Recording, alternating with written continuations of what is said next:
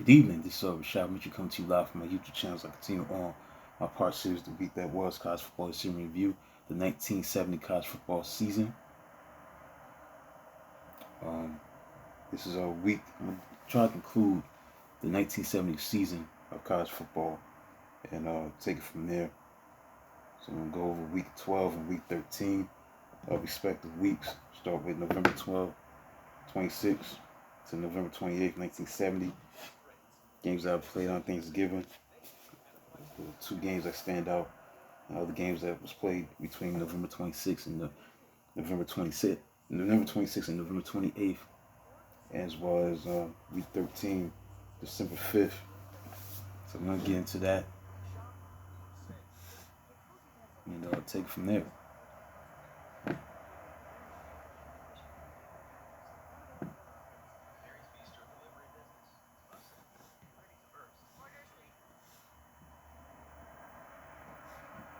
Week number 12 and week number 13 conclude the season, the regular season of college football.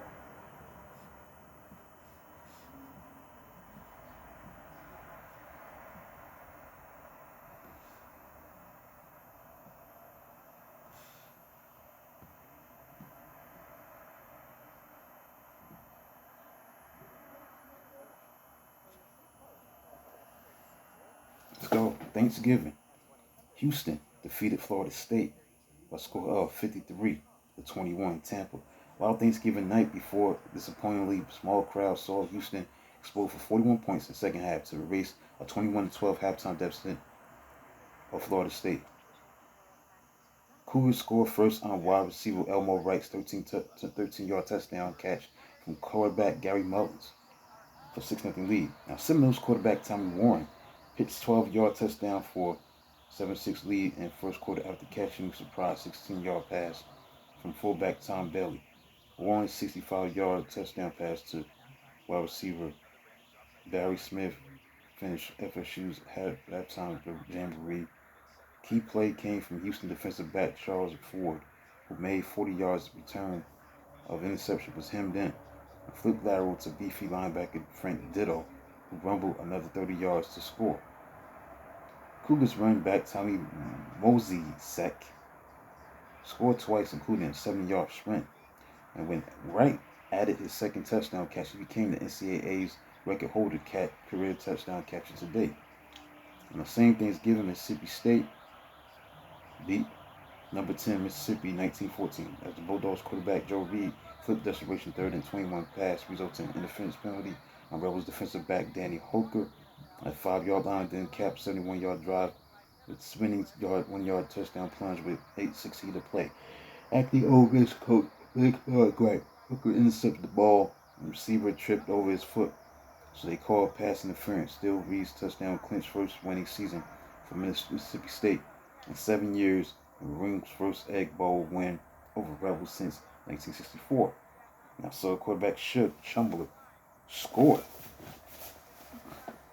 a 1-yard sneak with 6 seconds left in the half to give Ole Miss a 14-10 advantage. Now, big play came late in contest with Rebels driving for potential winning touchdown. Now, outstanding Mississippi tight end Jim Poole slipped past State defensive back Frank Dowsing into end zone, but Swift closing Dowsing leap high to make one-handed spear for a touchback interception. Navy beat Army with a score of 11-7.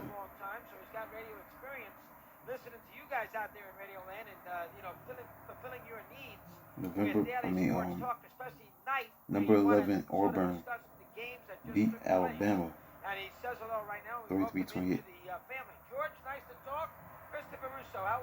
Tigers won the Wild Tip, running from 17-0 to top Alabama. Quarterback Pat Sullivan hit tight end Robinette with fourth quarter touchdown pass to Pat Auburn ahead for the first time at 27-20. There you go, George. I like to scream about that. Well, let's do a little check for you. Give the audience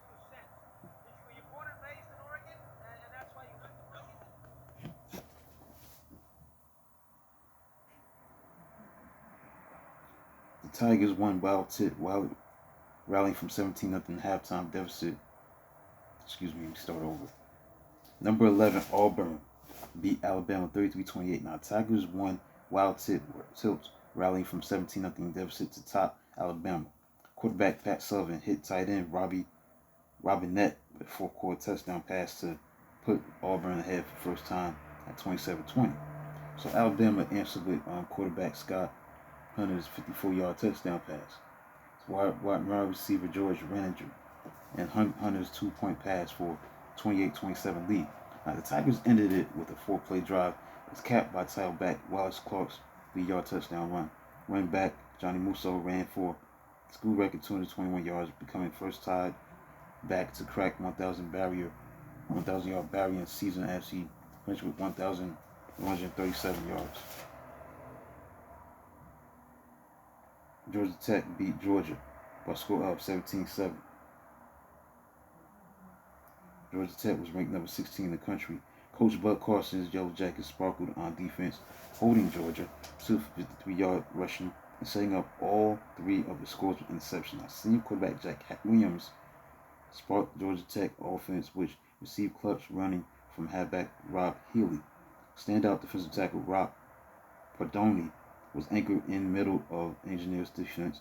Tech defensive back Gary Carden picked off a pass on Bulldogs' third play of the game to set up Williams' 36-yard touchdown pass to wingback Mike Watson.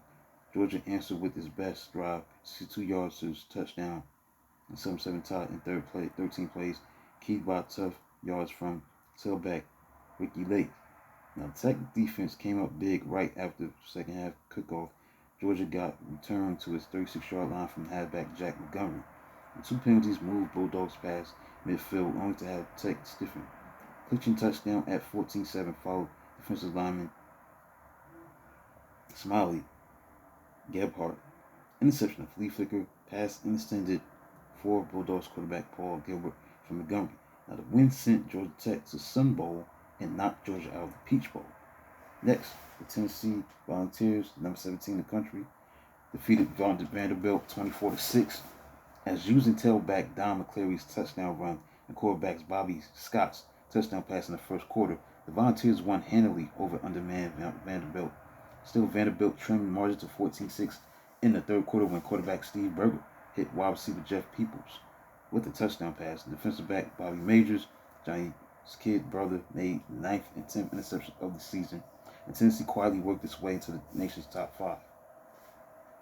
Louisiana State, number 16 in the country, beat Tulane by a score of 26-14. LSU fullback Chris Danton scored on 3 short touchdown runs, all following turnovers created by Bayou Bengals defense deep in Green Wave territory. Now, Tulane outgained Tigers 319 yards to 269 yards, got second half touchdowns from wide receiver Steve Barrios on a 23-yard catch, and quarterback David Abercrombie on a 1-yard dive. Latter touchdown represented only score on ground all year against LSU. Now, despite its loss, Tulane headed for Liberty Bowl, its first postseason action since 1940 Sugar Bowl.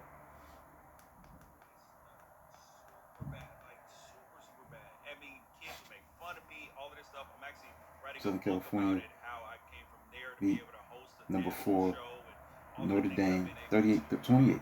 Once again, Coach John McKay's Trojans eliminated Fighting Irish from the national title race. This time, Notre Dame seemed likely to be headed for Orange Bowl showdown versus Nebraska. USC amazingly recovered 2 end-zone fumbles for touchdowns by offensive tackles Pete Adams and John Vella within 42 seconds of each other in the third quarter to go up 38-14. Notre Dame rallied behind brilliant performance by quarterback Joe Theismann, but ran out of time at the halfback Larry Parker's 46-yard touchdown sprint, which stripped past in the third quarter, and Theismann's short touchdown run at the end of 70-yard drive early in the fourth quarter. Trojan linebacker Willie Howell recorded 5 sacks and forced 3 fumbles.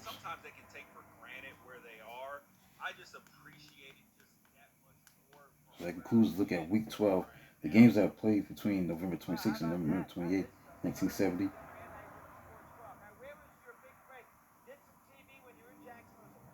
AP poll November 30th, Had Texas at number 1. Number 2 was Ohio State. Number 3 was Nebraska. Number 4, Arkansas. Number 5, Tennessee. Number 6, Notre Dame. Number 7, Michigan. Number 8, Louisiana State. 9, Arizona State. 10, Auburn. 11, Air Force. 12, Stanford. 13, Georgia Tech. 14, Toledo. 15, Dartmouth. 16, Mississippi.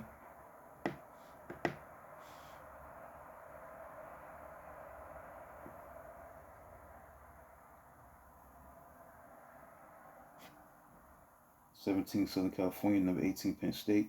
Northwestern was 19. Number 20, Oklahoma. Again, Texas number 1, Ohio State 2, Nebraska 3, Arkansas 4, 5, Tennessee 6, Notre Dame number 7, Michigan 8, Louisiana State 9, Arizona State 10, Auburn 11, Air Force number 12, Stanford 13, Georgia Tech 14, Toledo, Dartmouth 15, 16, Mississippi, Southern California 17, Penn State 18, Northwestern 19, Oklahoma number 20. So let's look at week number 13, the games that were played on December 5th. It's the final week in the 1870 college football season.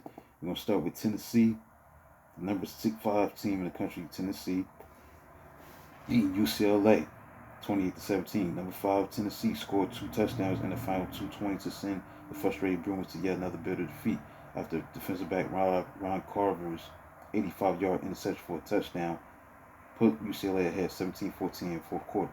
So Vontae Storm 67 yards downfield for quick 19-yard touchdown burst by fullback Kurt Watson and turned turnovers into tailback Donald Clary's second touchdown plunge.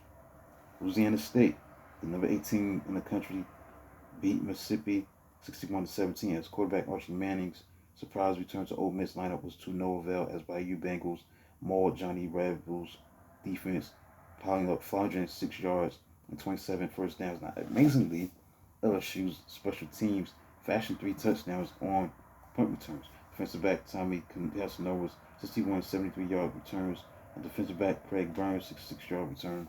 Manning with bulky hand cast could muster no miracles on 12 of 26, 82 yards and 2 interception passing, with encouraging early 9-yard touchdown to tight end Jim Poole. Manning was dropped for safety on twisting, almost acrobatic tackle by LSU defensive tackle Ronnie Eastay. He sat once. Tigers tally mounted to 33-10 in the third quarter. Bengals fans chanted Archie who, when not pelting the field with oranges in anticipation of Tigers Bowl bid to New Year's Day Classic in Miami.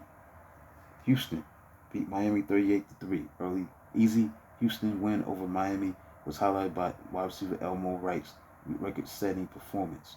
Wright's second quarter touchdown reception placed his career touchdown catches mark at NCAA record 34. His 135 yards gave him a career total of 3,347 yards.